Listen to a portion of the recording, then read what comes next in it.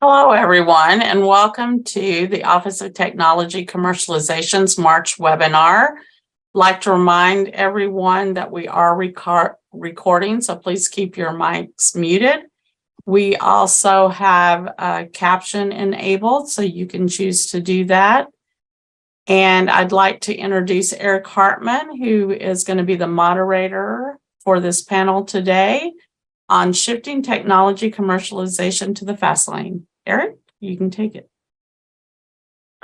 Welcome, everybody. We were talking just as we're getting ready to come on today about the fact that this is March Madness and that our webinar overlaps with the first games of the NCAA tournament. So we're really excited to do March Madness University style, March Madness Tech Transfer style.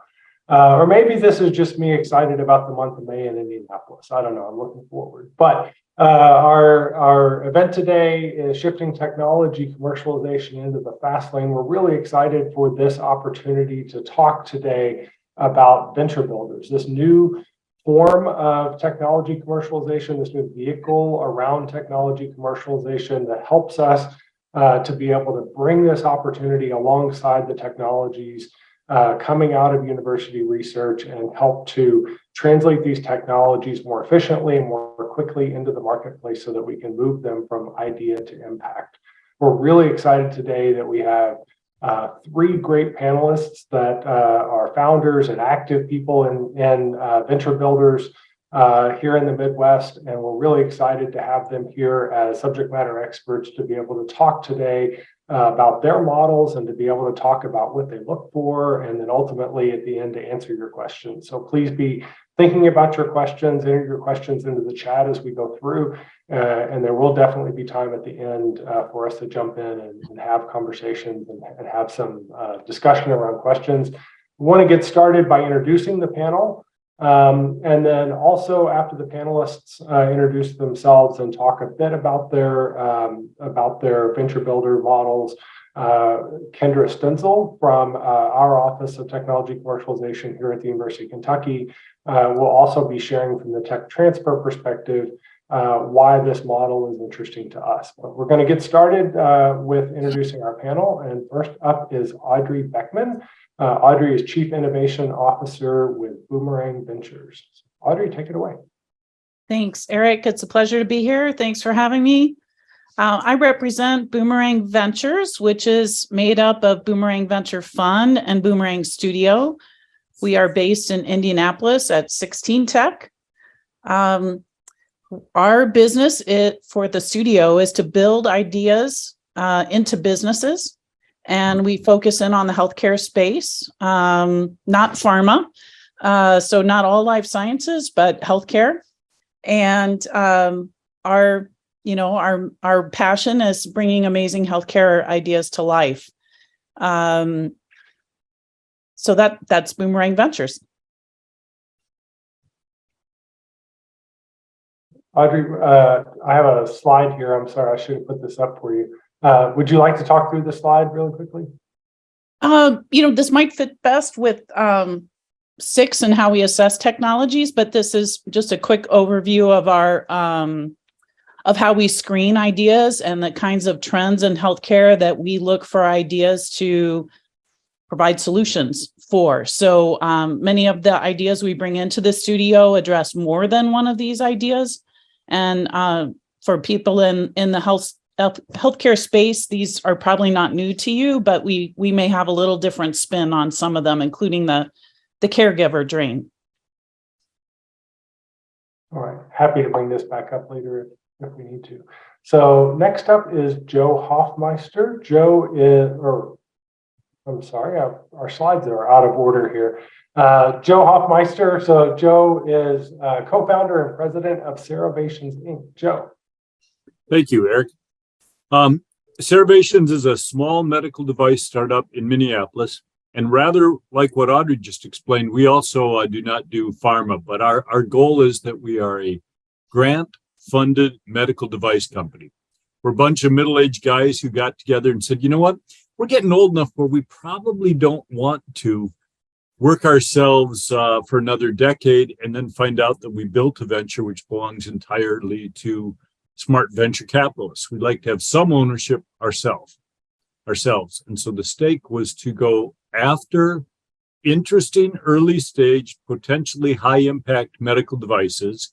And then immediately after we licensed them from somewhere like Kentucky, University of Minnesota, Stanford, several tech transfer offices around the country we've licensed from, then we immediately turn around and file for NIH grant funding. And, the beauty of this turned out to be not only that it's NIH money, and if we build something with it, they don't own it. We own it when we're done with it. But the real value, I think, for us turned out to be a little bit of a surprise that when we do these grant funding submissions, the NIH has a very strong team of people that deliver very powerful responses to your submission. And we're batting about 50% of our grants submitted. We just got our 5th grant, so we're in a happy spot. But about 50% don't get accepted. And from those, you get a very strong series of critiques and inputs to say, if you change this, you buttress the team, if you put more focus on you get this feedback from a group of people who are just smart NIH officers waiting to evaluate what you got.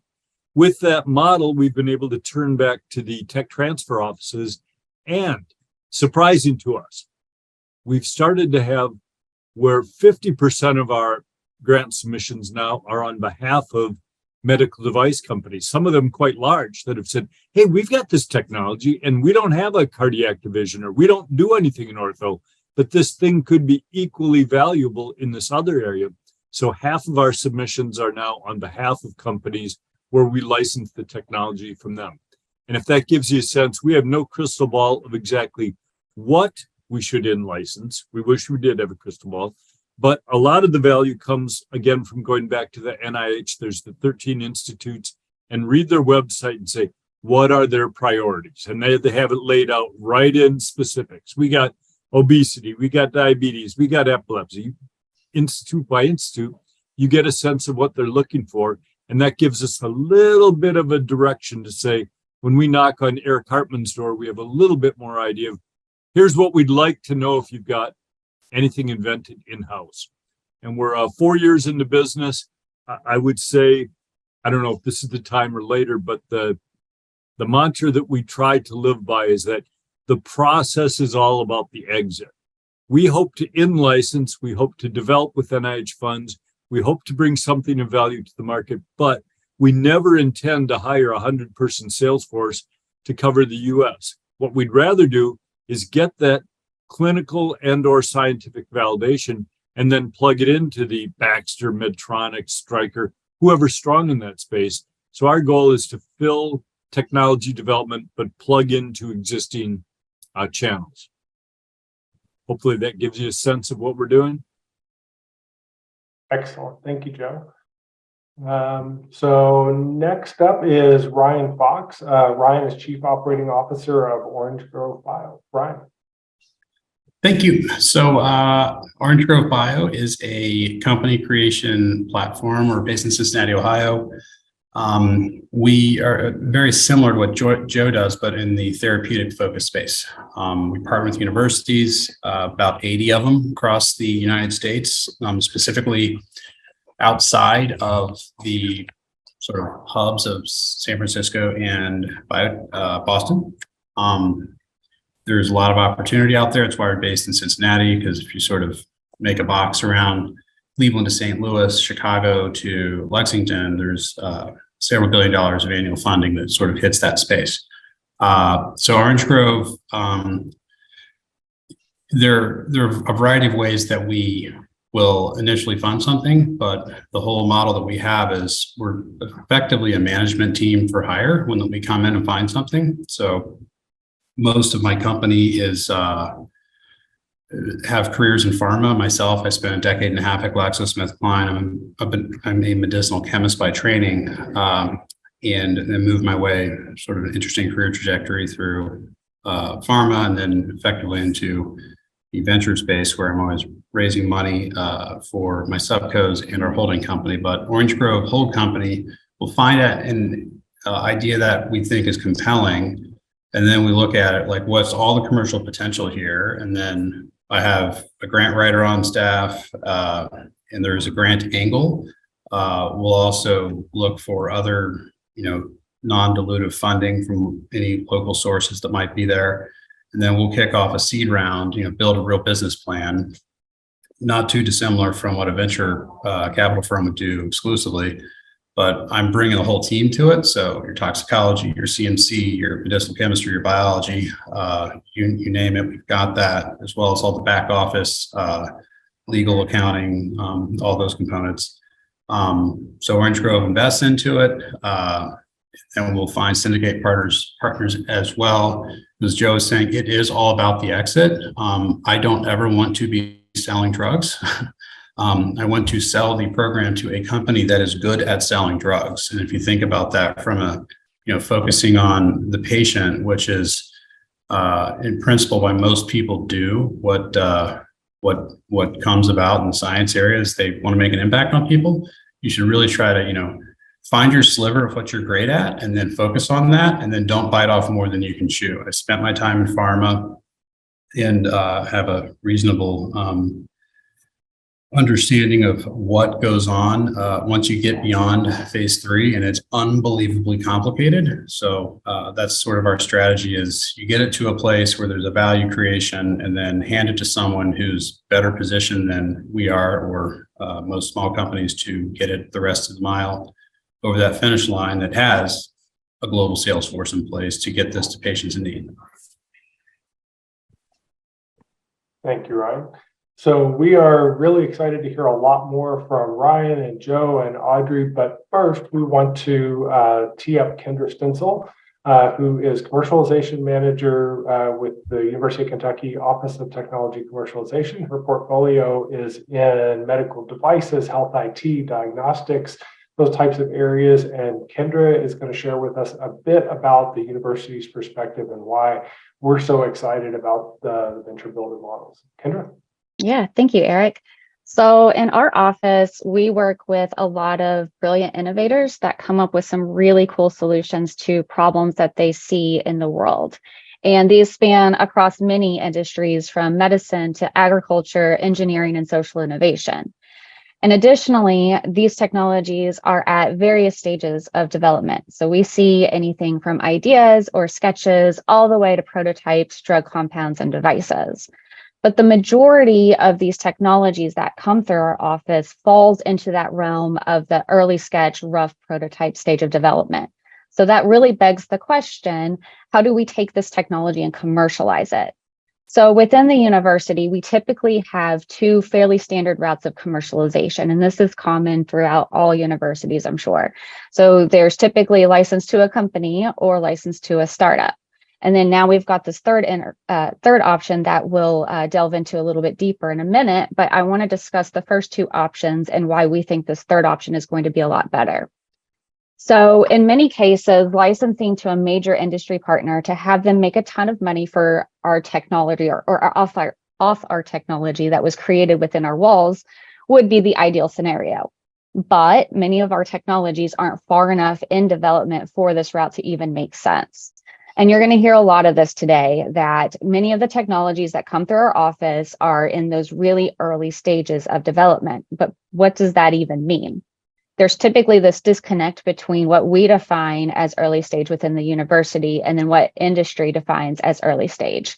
So in talking to our industry partners and venture capitalists, whenever we pitch these technologies, we commonly hear that, wow, that's great science. Come back to us when you're in phase 2 clinical trials. Or if you have a medical device, it's come back to us when you're ready to submit to the FDA. But to even get to that stage, there typically has to be a quality system in place, and the university just isn't equipped with many of those systems that are required to get these technologies ready for that kind of positioning. But then, we have other sectors. So partners in those sectors typically want assessments such as life cycle assessments that provide information on the environmental and economic impact of, say, raw material extraction and manufacturing processes. And still other partners may not even want to engage until certain benchmarks can be exceeded, or there's an opportunity to improve upon a company's key performance indicators. Another thing to keep in mind is that technology within the university is proven at a much smaller scale. And what's required for industry has to be scaled up, and it has to have that ability to scale up. And then lastly, when we're licensing early stage technologies like the ones that come through our office to these large industry partners, it puts a lot of the burden of the continued development and work on the company licensing the technology, which typically means that we end up with less favorable licensing terms. So this leads us to the question, how can we create value for the technology in order to attract the larger industry partners and position the technology for a more favorable license? So the next logical option would be to move the technology into a startup and apply for SBIR funding. And this is historically done throughout the university, and it's very common even to this day. However, there are many hurdles with this route, namely time, capital, and expertise. So on the time side, unless the faculty member plans on stepping down from the university to work full-time at their startup, they'll be spending nights and weekends working to advance their technology, which will significantly slow down the development. And keep in mind, industry moves at breakneck speed, and that kind of speed can be the difference between a technology making it in the market or missing out on the opportunity. With that is capital. So two common options for funding for startups include applying for SBIR funding or raising that private capital. Again, this circles back to the time issue because, again, it takes a lot of time, energy, and effort to raise that capital. And remember, this is early stage technology, so it's much harder to raise that private capital at this stage of development, which leaves the funding options to grants and bootstrapping. Finally, expertise. So currently, the innovator is the technical expert for the technology, but then you have to begin to ask yourself, who's going to run the business? Who's going to consider the regulatory path? Do we have the expertise to go through with the regulatory path? Do we even have the capital to continue to develop this technology? And if it's not going to be you as the innovator, then who? Who's going to step in and run the business? Who's going to do the day-to-day operations? Who's going to make these strategic decisions? And more importantly, how are you going to pay for it? To add to it, there's a huge disconnect between research within the university and then the things that are needed on the business side of a startup. So once you reach that startup route, this is where you want to stop a lot of that innovation because your focus should now transition towards getting that technology ready for manufacturing, FDA, or the market.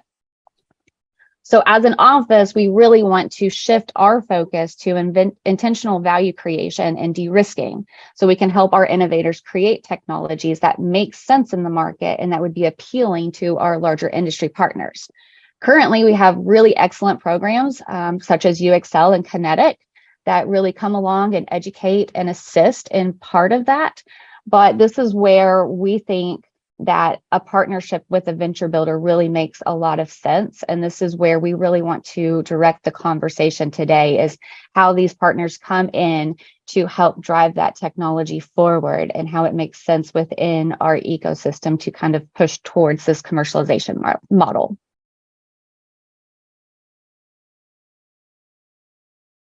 All right, thank you, Kendra.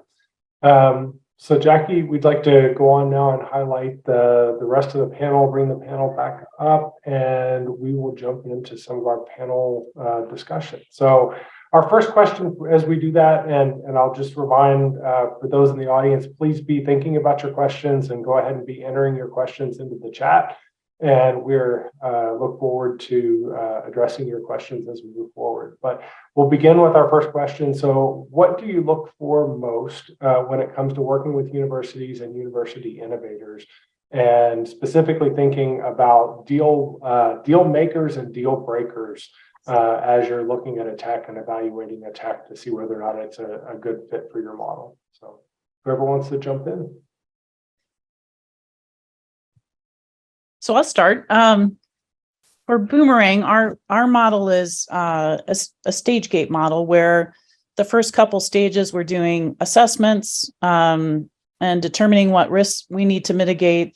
Second stage is more planning, and then third stage is where we start the new company. So at the end of each of those stages, we're assessing, are we moving forward or not moving forward? And we will do that based on our interaction with the founders, what we learn about the market, what we learn about the technology. So it's really critical in those first couple stages to have access to the inventor or ideator, to have them participate with us.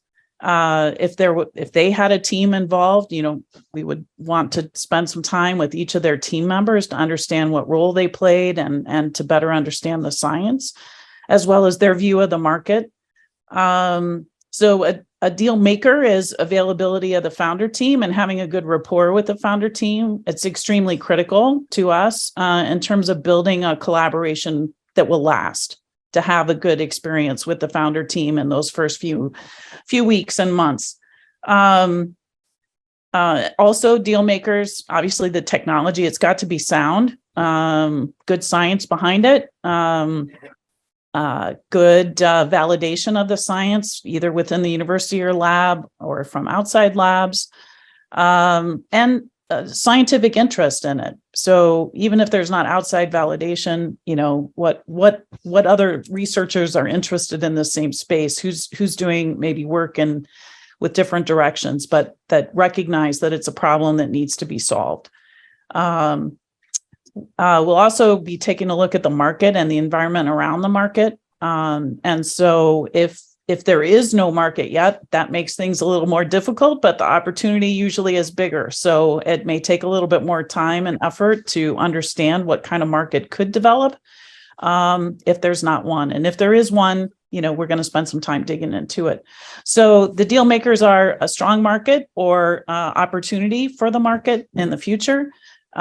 Solid technology that has some good scientific backing, and availability of the founder team. In terms of deal breakers, obviously lack of availability of the founder team or lack of any of those three things is going to be a problem and will most likely tell us to not go further past maybe even what we call stage 0 when we're evaluating an idea right off the bat. We also don't do pharma. So if you've got a therapeutic, talk to Orange Grove Bio. That's outside of our scope. We look at devices and digital space. And if somebody comes to us with a straight kind of mechanical device, we're going to probably try to figure out how to digitize it somehow.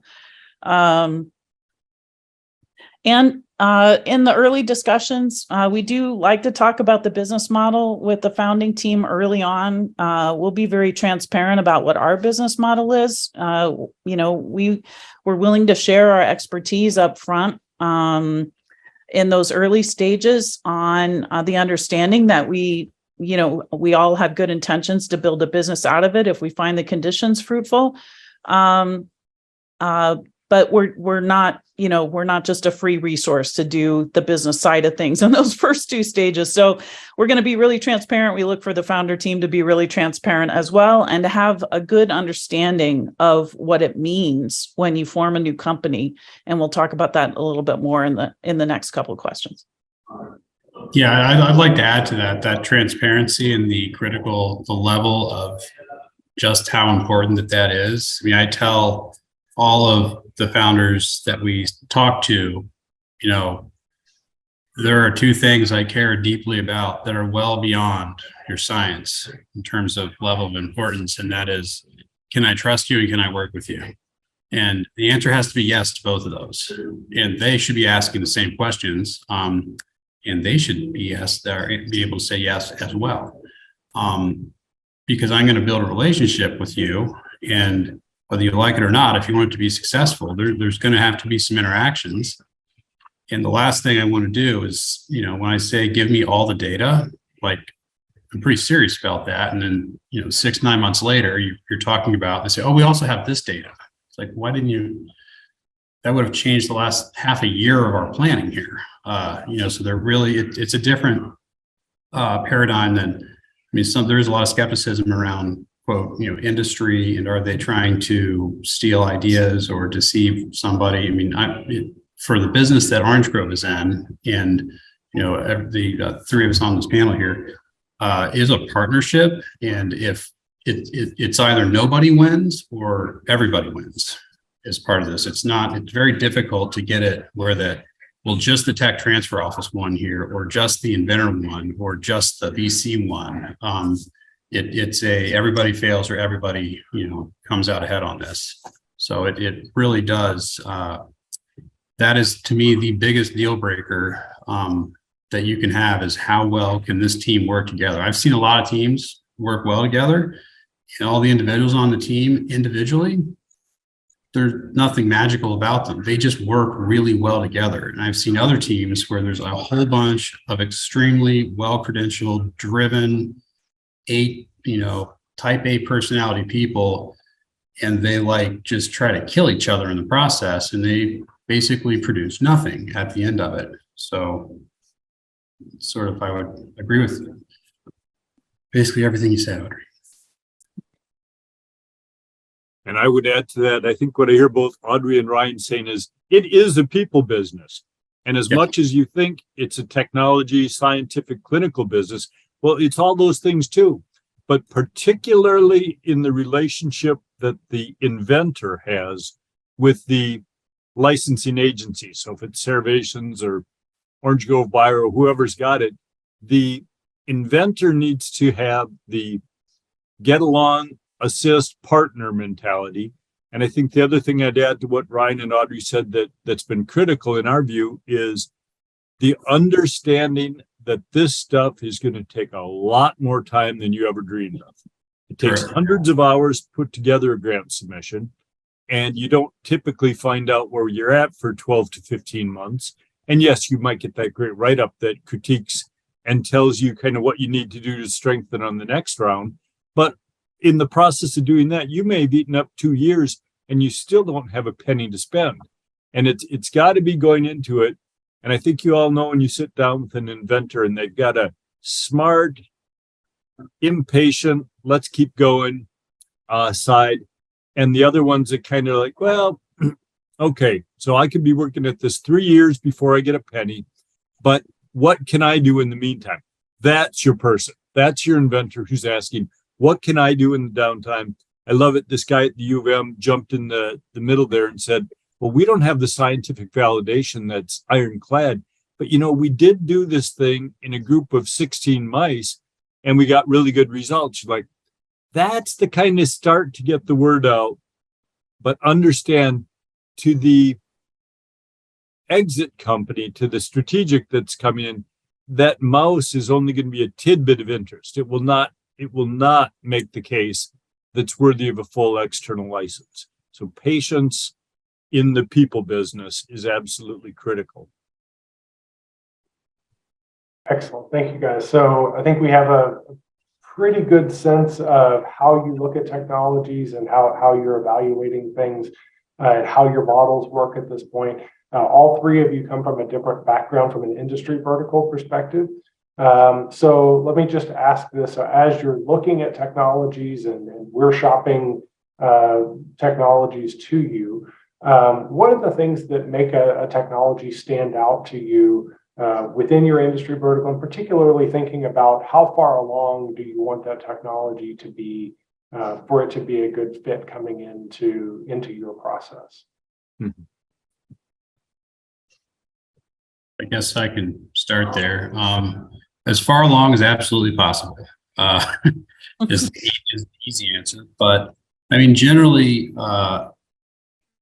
Orange Grove will look at things from if I'm just going to go raise for-profit dollars, you kind of want to be in a seed round like 2-ish, maybe 3 years from the clinic, or have a plan on paper that can get you there. If you have an asset that is through IND enabling studies, which is extremely rare, but does in fact exist, you can raise a lot more money. Prior to that, if you say every year away from the clinic you go, it becomes a wider and wider range of, if you say 2 to 3, it's probably like 2 to 4. But when you go to 3 to 4 or 4-ish year, like 4 to 5, I mean, it could be like 4 to never. It's sort of a likely scenario, and that makes it more challenging and more amenable to a grant approach out of the box so that I can de-risk it before I deploy capital on it. But from a small molecule perspective, like obviously everyone always pushes on efficacy, which is great, but do you have just basic rodent PK in a mouse oral, not IP, but an oral PK study, because most people, like pills. You can do IV, you can do sub-Q, but you do the market research, people aren't thrilled about stabbing themselves with needles. If it is an antibody, have you humanized it? Like, do you have a humanized version of it? That's a pretty important piece of the puzzle that I'd love to see de-risked to complement the data that you have in a mouse. So those would be two items, the two different modalities that I like to focus on. Sure, Audrey. Sure. So sometimes we'll look at a collection of ideas. I mean, many universities will share kind of their opportunity list or their list of IP that they've got kind of in the vault. And with some filters on a list like that, we can kind of quickly get to our scope of interest. And we'll sometimes take a look at those lists and then, interface with the university. Kendra's done a really nice job of kind of picking from the UK vault and sharing things with us proactively. I really like that approach as well. So sometimes there's, it's just an idea. Sometimes it's a prototype. And, in my mind, the prototype is very helpful because looking and feeling, experiencing that prototype has some value to the person who's evaluating it as a potential business opportunity. So just hearing about it is okay, but having something tangible, even if it's, screenshots or wireframes or, a 3D printed model as opposed to a fully working model, those things are very helpful. And, depending on how quickly we move through our first two stages, we're definitely going to be trying to have a prototype that we can pass around the table of investors when we get to stage 3, because investors will want to see a prototype and to be able to, do the kind of work that we do once we form the company, we have to have investment. So a lot of our early work in stage 2 is geared around what are investors going to need to see to be able to invest. Yeah. I would add one element to that, again, knowing that we have no crystal ball about which idea is really going to be great. But if Kendra knocked on our door, first of all, it is just sales and marketing. So the fact that you reached out, as Audrey said, that proactive reach out and have a rough idea of what kind of product we're interested in developing and shooting after grant funding. The other one that's really valuable is if you bring me an inventor, so it's not just the invention, but it's the inventor, and the inventor has a prior success that tends in the medtech space, that tends to round them out a little bit. And if they went through that first product idea that took 7 years of their life, but now it's Medtronic or whoever's selling it and it's a success, they tend to have a little bit clearer path to understand the path we're going to be going on together and that it's not going to happen overnight. I love it when the tech transfer agent says, "Oh, I got Audrey Beckman and she's developed 2 before and one was a big hit with Boston. Do you want to talk?" As funny as it sounds, it matters that they have a track record of having done it. All right. So we've talked a little bit. You guys all addressed in the first question, you all addressed the inventor's role quite a bit and the ongoing role of the inventor, at least from the perspective of the transfer itself. And looking back at Kendra's remarks, she made the comment that we have maybe a spectrum, let's say, from tech transfer opportunities, from licensing to a corporate to a faculty startup, and then the venture builder somewhere in between. So looking specifically, let's say, post-transfer of the technology. So you guys have got it onboarded, you've moved it through your process, and we're really now into the development part of the technology. What would the inventor's role be in your model, and how would that be different, let's say, than a license to a corporate or a faculty startup from the perspective of the inventor and their ongoing involvement in the process? Mm-hmm.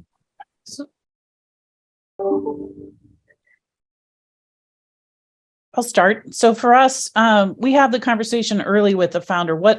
If we get to the point of forming a new company, what involvement do you want to have? And we weigh that against and talk openly about, what the new company needs is going to be the main filter. And we would hope and expect that the ideator will want to be involved, potentially chief scientific officer or an advisor or a researcher that is contracted by the new company to continue doing research. So all those things are possibilities, but it obviously depends upon what their time availability is and their interest to continue working on this particular idea and not one of the 20 other ones that they've got going in their lab. And obviously what the new company needs. So it's a conversation we try to have early on, and we continue with until that new company is formed. The other thing is when the new company is formed, the ideator or founder group gets a board seat in the new company. And so it's up to them to choose who they want to represent them on the board of the new company.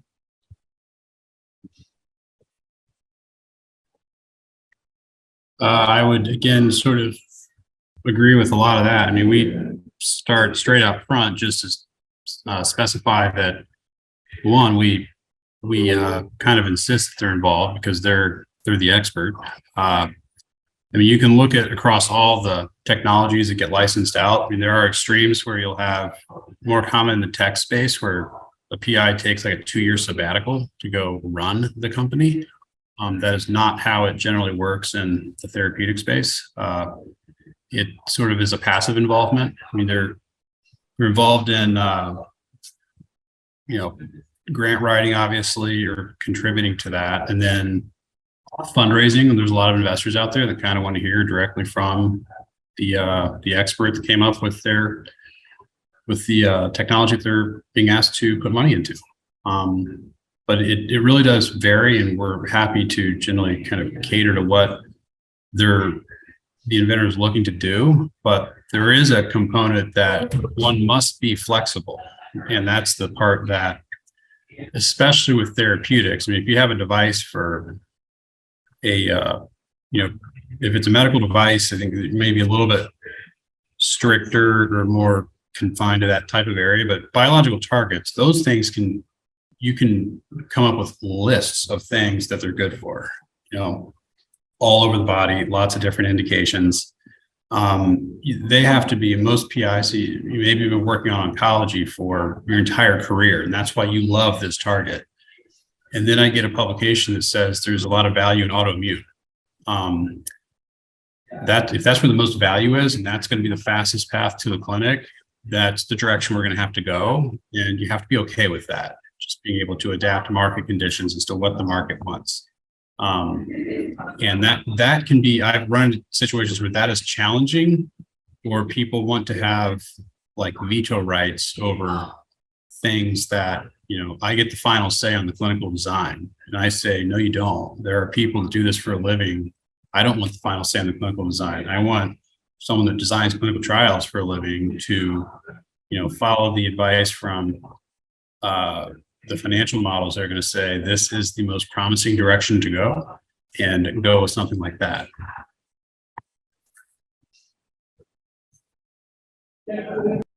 Yep, that's the same logic we would follow. You need to be a contributor to the grant writing. You must be a contributor to the IP management and input as that gets prosecuted.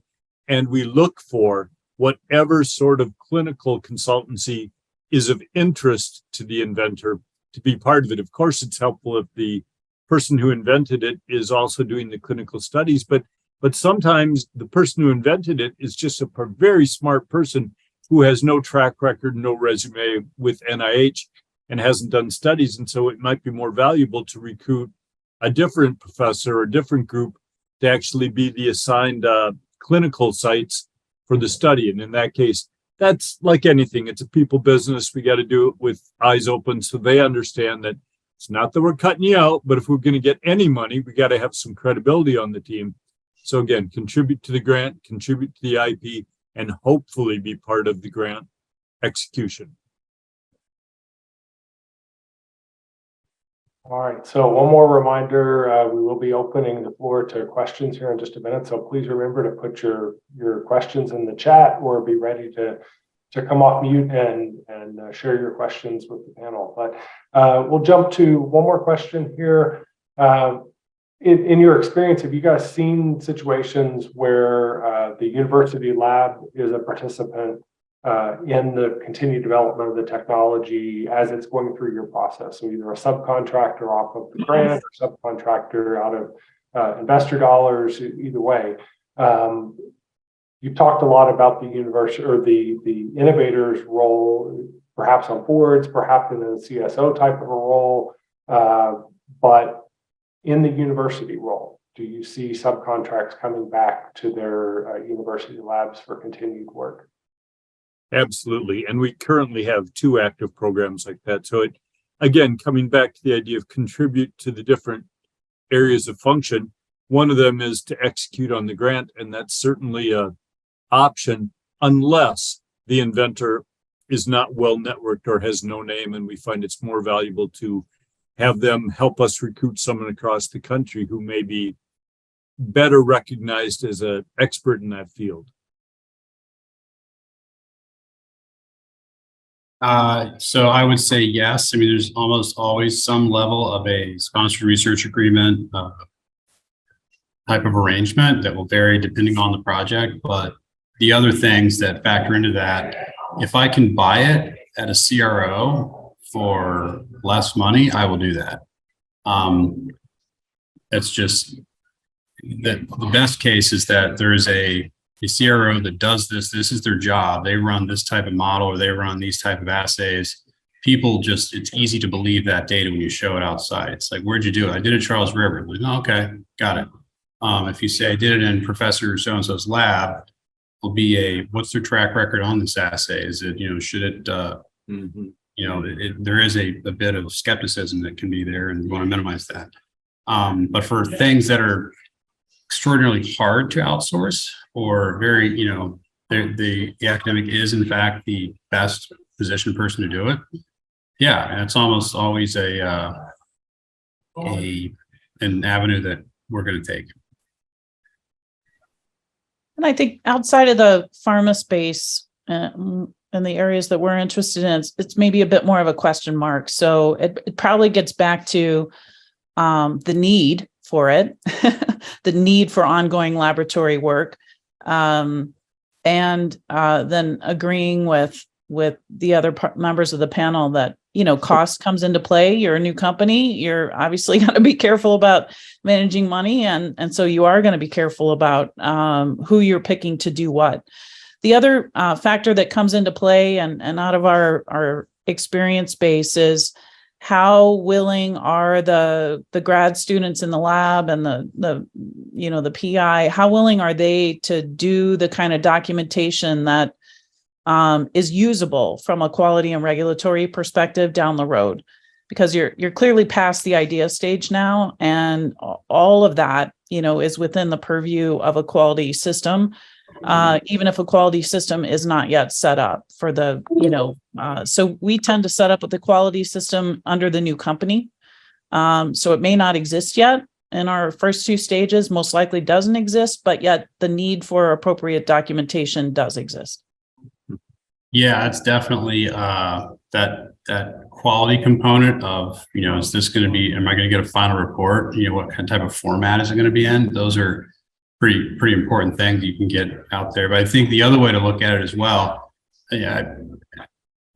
institutions are always happy to have a sponsored research agreement and go back to them. They're going to get overhead on it. They're going to get some money into their lab. But this also then comes down to, especially if the inventor is on the board. I mean, if you're on the board of the company, you have a fiduciary responsibility to the investors into that company to make decisions in the best interest of the company. It has nothing to do with your lab or the university. So it's there's a couple hats to wear here. You're a PI in a lab and you have your needs and wants there. But once you're on a company board or part of that, like you always through the filter of what decision is in the best interest of the company, because like at the very beginning, money can be tight and you want to be as judicious with as possible and be as flexible as possible. To Audrey's point, that is something that we have heard a lot with, especially in the medical device realm, right? The design files, the reports and everything like that. And so I think that I'm so happy that you touched on that, because it ends up saving everyone a lot of time and effort to go back and redo it if it wasn't done correctly the first time, or if you don't have those usable reports or the design history files. Yes. And as we all know, grad students move on. So, there is an element to the carry forward part of the information from past work as well. So, yeah. All right, Jackie, do we have questions from the audience? Yes, we do. We have a few questions. Start with the first one. How does a founder or founding team leverage networks and partners to de-risk and bring products to the market faster and better? And any examples in the past year or so would be great.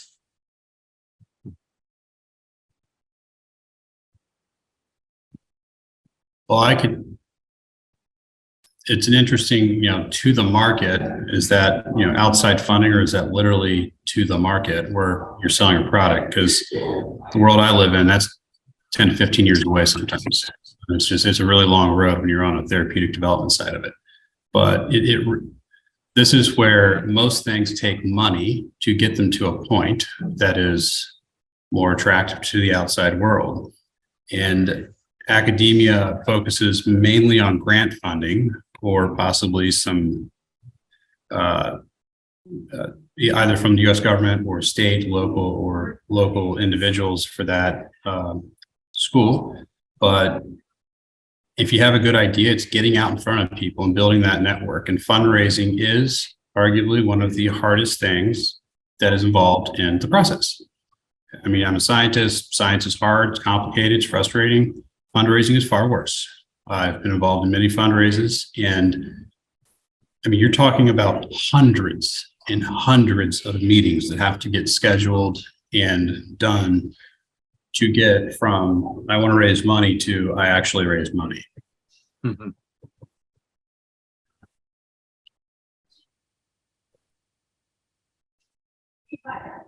Okay.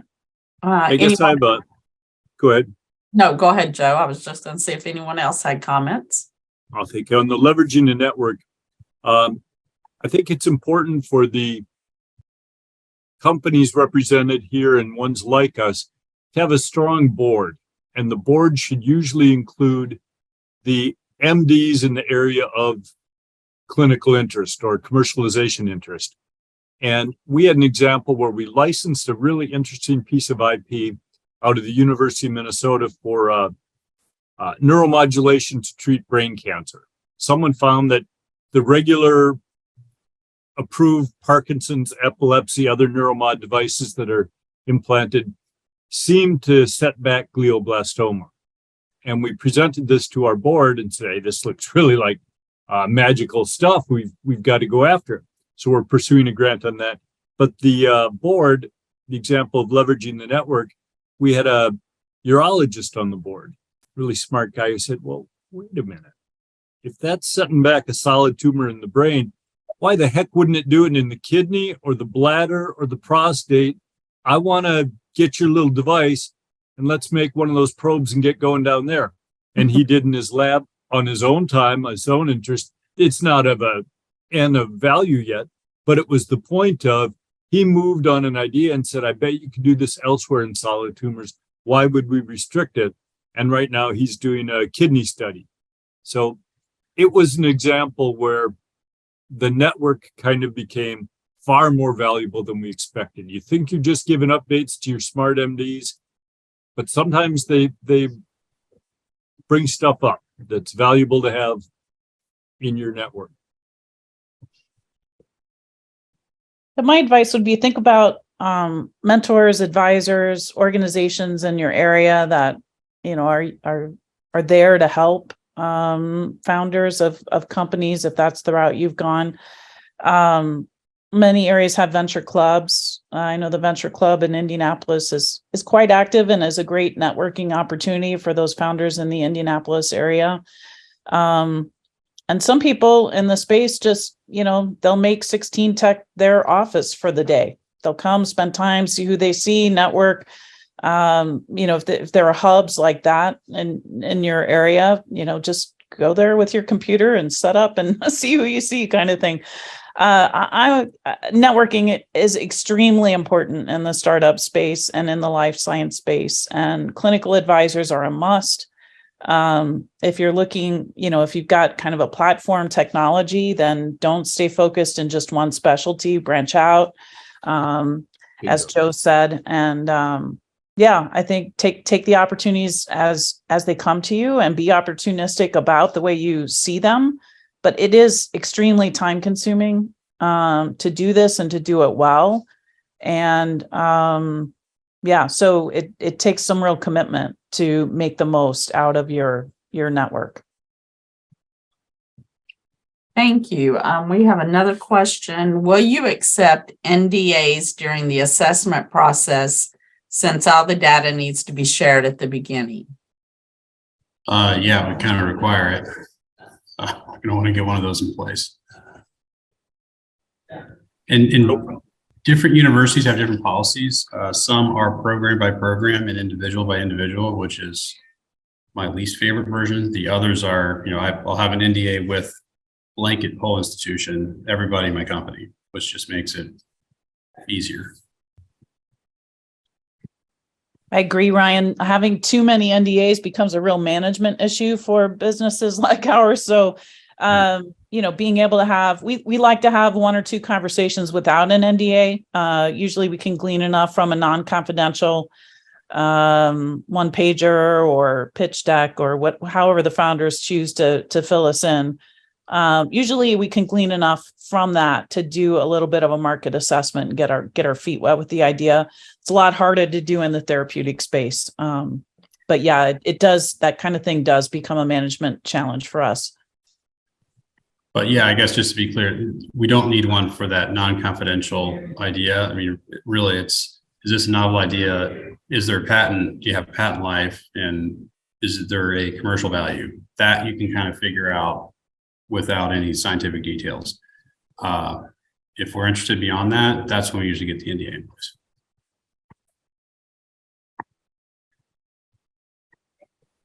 Thank you. And we have time for one more question. We do have some other questions for those who are on here, and we will get those responses from our panelists and share those with you later. But this question is, what are basic steps a state university tech transfer department can take to position themselves to be more attractive to private venture participation?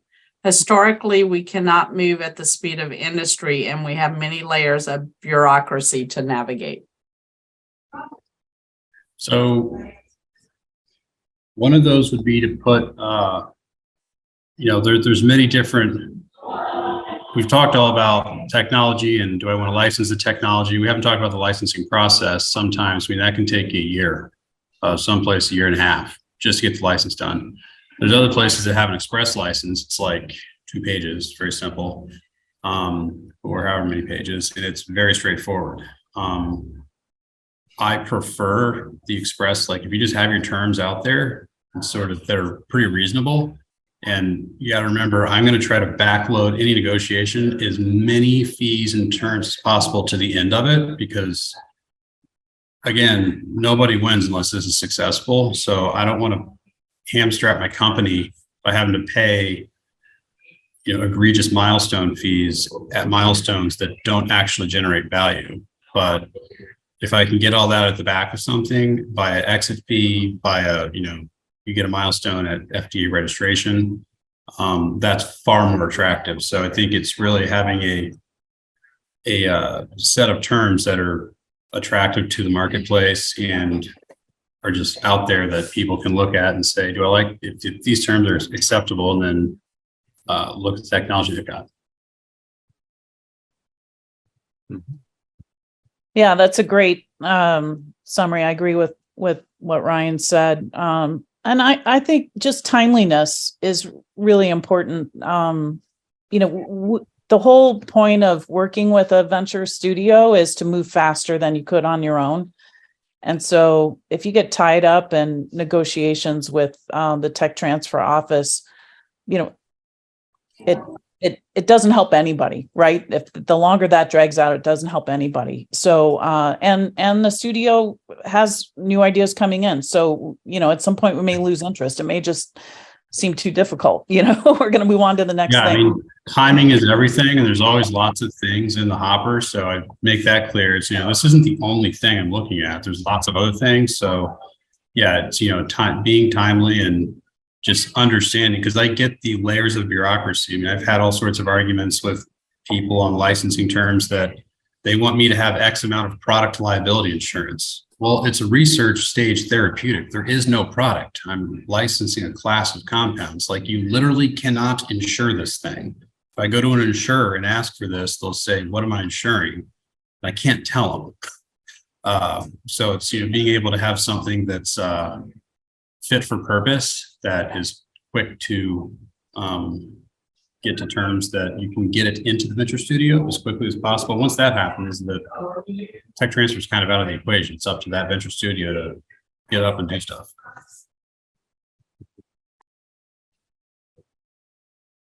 Anything to add, Joe? I missed it, Eric? Do you have anything to add? No, I think that kind of covers the gamut. Move fast and try not to ask for things that would be unrealistic for a relatively unfunded business partner to be able to do. All right. Well, I want to just take a moment and thank our panel again. So thank you, Joe, Audrey, Ryan, and thank you, Kendra, for a great conversation today and for lots of great information for our innovators. Jackie, we will pass it back over to you. Do you have any final comments or announcements? Yes, thank you all. We look forward to hopefully seeing you at our April webinar. That information will be coming out soon. For those whose questions didn't get answered, we will get those answered and get them back to you. And we will be sending out an email with the recording of this in case you want to go back and check out some information. Thank you all again for attending, and we look forward to seeing you at our next event. Thank you. All right. Thank you. Bye. Bye.